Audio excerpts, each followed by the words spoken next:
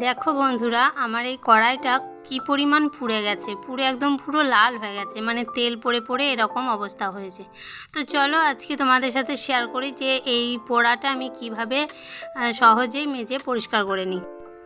নমস্কার বন্ধুরা, কেমন আছো সবাই? আশা করবো সবাই ভালো আছো, সুস্থ আছো। আমিও অনেক ভালো আছি। তো দেখো, আমি কড়াইটা পরিষ্কার করার জন্য প্রথমে কড়াইয়ে অল্প একটু জল নিয়ে গ্যাসের মধ্যে বসিয়ে দিয়েছিলাম। জলটা খুব সুন্দর করে ফুটে গেছে। আর তারপর দিয়ে দিলাম হাফ চামচ নুন আর হাফ চামচ খাবার সোডা। আর খাবার সোডাটা দেওয়ার সাথে দেখো কীরকম একটা ফেনা উঠে গেল। আর তারপর এই যে ক্লিনিক প্লাস শ্যাম্পুটা নিয়েছি, এই শ্যাম্পুটা 2 ফোঁটা দিয়ে দিলাম। আর তারপর দিয়ে দিচ্ছি একটু সার্ফ, যে কোনো সার্ফ যেগুলো জামা কাপড়ে আমরা পরিষ্কার করে থাকি জামা কাপড়, সেই ডিটারজেন্ট বা সার্ফ দিলেই হবে। আর তারপর আমি এখানে দিচ্ছি কয়েক ফোঁটা মতন হারপিক, কারণ এই হারপিক দেখবে অনেক সময় সব কিছু দাগ তুলে দিতে অনেকটা বেশ সাহায্য করে। আর তার উপর দিয়ে দিলাম কয়েক ফোঁটা লেবুর রস। আর এই সবগুলোকে একসাথে দিয়ে আমি আরও একটু কিছুক্ষণ বেশ করে ফুটিয়ে নেব। তো দেখো মানে এই সমস্ত উপকরণ একসাথে দেওয়াতে কীরকম একটা ফেনা উঠছে। আর এইভাবে ফুটিয়ে নিলে পুরো কড়াইয়ের গাটা এভাবে একটু নাড়িয়ে নাড়িয়ে আমি পুরো কড়াইয়ের গায়ে এই ফেনাটা লাগিয়ে দিচ্ছি।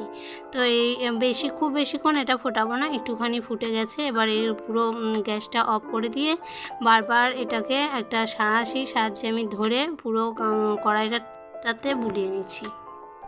তো পুরো কড়াইয়ের গায়ে আমি এই ফেনা জলটা বুলিয়ে নিয়েছি। আর তারপর কড়াইটা একটু উল্টে দিলাম, তার কারণ কড়াইটা যেহেতু এখন গরম আছে, আমি সাঁড়াশির সাহায্যে পুরো কাজটা করছি। তারপর এই যে পিছন দিকে দেখো কীরকম পুড়ে গেছে। এই পুরার দাগটার উপরে এই যে জলটা, ফেনা জলটা ছিল, সাবান জলটা, এটা আমি একটু দিয়ে দিলাম। আর তারপর যে লেবুর খোসাগুলো দিয়ে দিয়েছিলাম জলের মধ্যে, সেই লেবুর খোসাগুলো দিয়েই একটু বেশ করে বুলিয়ে নিচ্ছি। তো এটা দিলে একটু দাগটা হয়তো একটু উঠে যাবে, তারপর কিন্তু একেবারেই যে উঠে যাবে তা নয়, একটু অবশ্যই একটু মাজা ঘষা করতে হবে, নইলে উঠবে না দাগটা।